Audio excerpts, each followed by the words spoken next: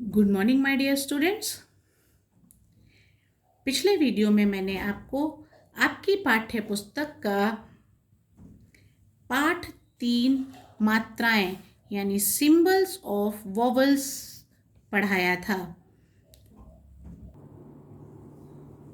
उसके बाद मैंने आपको कुछ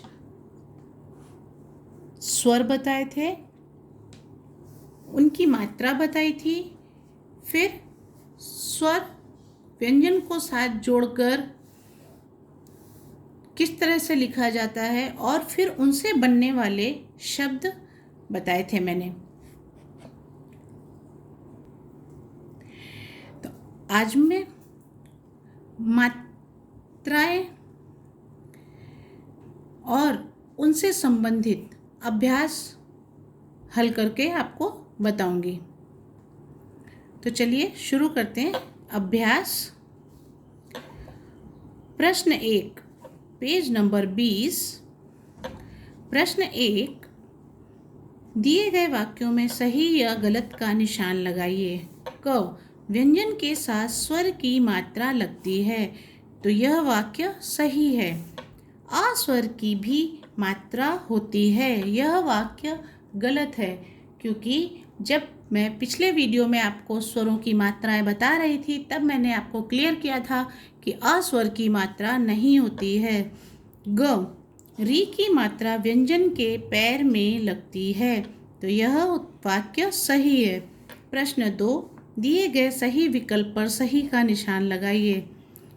क, कृपालु शब्द के क वर्ण में कौन सी मात्रा है? तो आप देख सकते कृपालु यानी पैर में मात्रा लगी है तो पैर में कौन सी मात्रा लगती है? री की। तो आपको तीसरा ऑप्शन सही है। रुपया शब्द में र वर्ण में कौन सी मात्रा है? तो आप देख सकते हैं छोटे ऊ की मात्रा। रुपया जब हम बोलते हैं तो हमारा उच्चारण रुपया होता है, रुपया नहीं होता है, इसीलिए छोटे ऊ की मात्रा। कौन शब्द के क वर्ण में कौन सी मात्रा है? कौन, ओ का उच्चारण निकल रहा है, ये मात्रा ओ की है, तो इसीलिए तीसरा ऑप्शन सही है, ओ की मात्रा लगी हुई है।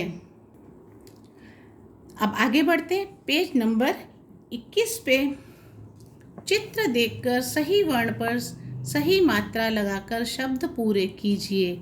तो चित्र आप देख सकते हैं, तकिया का चित्र बना है और यहाँ पर मात्रा नहीं लगी हुई है तो हम क में छोटी ई की मात्रा लगाएंगे, तकिया। यह चित्र केला का बना हुआ है, केला में ए की मात्रा का उच्चारण होता है इसलिए हम ए की मात्रा लगाएंगे।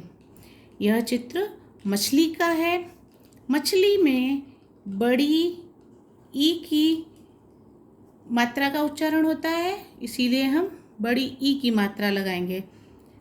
रुपया, रुपया में छोटे ऊ का उच्चारण आता है इसलिए हम छोटे ऊ की मात्रा लगाएंगे। प्रश्न नंबर 4, दी गई मात्राओं से बने दो दो शब्द लिखिए।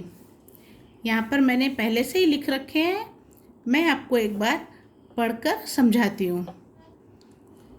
मात्रा दी हुई है बड़े ऊ की, बड़ा ऊ, उसका चिन्ह या बड़े ऊ की मात्रा का चिन्ह इस तरह का होता है, कूल।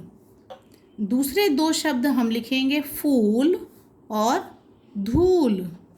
फिर री, री की मात्रा का चिन्ह इस तरह का होता है, कृष्णा। तो दूसरे दो शब्द हम लिखेंगे मृग और गृह। ए की मात्रा का शब्द इस तरह से होता है, ए की मात्रा का चिन्ह इस तरह से होता है। अब हम लिखेंगे दो शब्द नैना और पैसा। उसके बाद यह एक चित्र दिया हुआ है, आप देख सकते हैं चित्र एक पार्क का है, धूप खिली हुई है, बच्चे खेल रहे हैं, एक बच्चा फुटबॉल से खेल रहा है, हवाई जहाज उड़ रहा है, पार्क में तितलियां उड़ रही हैं, फूल खिले हुए हैं, चिड़िया चहचहा रही हैं। इस तरह से आपको 4 वाक्य बनाने हैं। यह आपका होमवर्क है।